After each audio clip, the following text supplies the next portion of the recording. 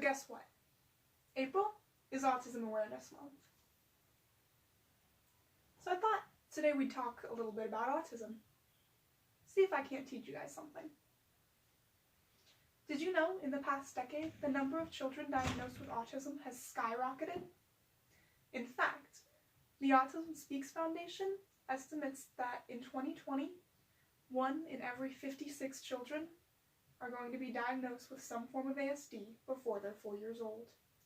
That's way above their estimates in 2013 of 1 in 88 children.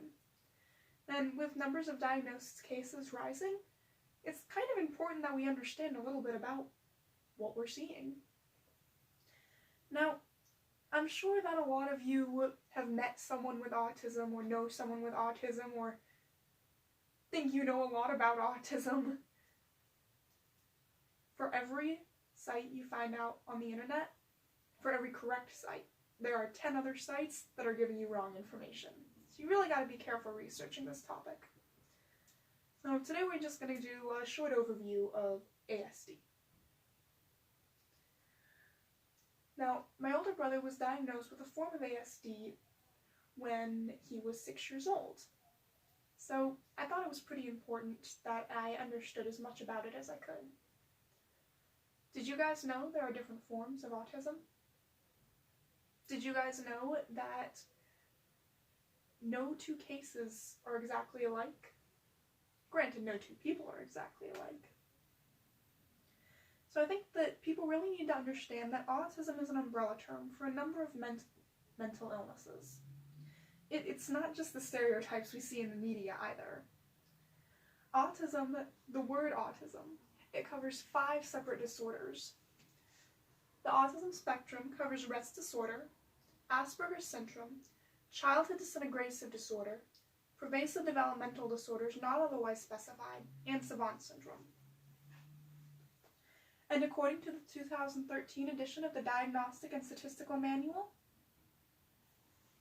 you only need to have any combination of 5 aspects of these disorders. That means you could have 2 aspects of Asperger's syndrome and 3 aspects of Rett's disorder and, oh, you're ASD. That leaves a lot of room for error. And that leaves a lot of room for misunderstanding. It's important to understand that while the most common type of autism is Asperger's syndrome, like you see in Sheldon Cooper in The Big Bang Theory, it's not like Sheldon Cooper in The Big Bang Theory. Sheldon Cooper is an extreme high of this disorder and very, very rare. And the least common form of autism is high-functioning autism with savant syndrome, like you see in Sean Murphy and The Good Doctor. This is very, very rare. A lot of cases of autism are so small you don't even notice it. You might think they're a little bit eccentric or a little bit socially awkward. You might think they're quiet and shy. Autism also isn't Julia from Sesame Street. That's another extreme.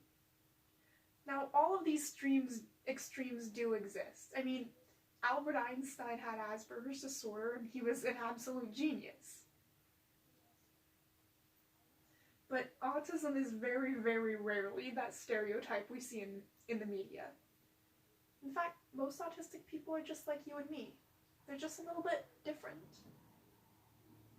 Now, according to Carrie Fredericks, an autistic cultural researcher, in her 2008 book, Autism, looking at every autistic person from the stereotype in the media is not only foolish, it's rude.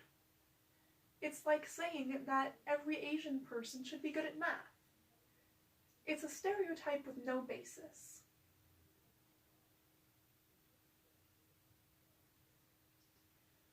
Now, I know we've gone through quite a bit of information today, statistics and numbers, and there are 5 different types, and that's just too much for anyone to remember. I'm not great with numbers.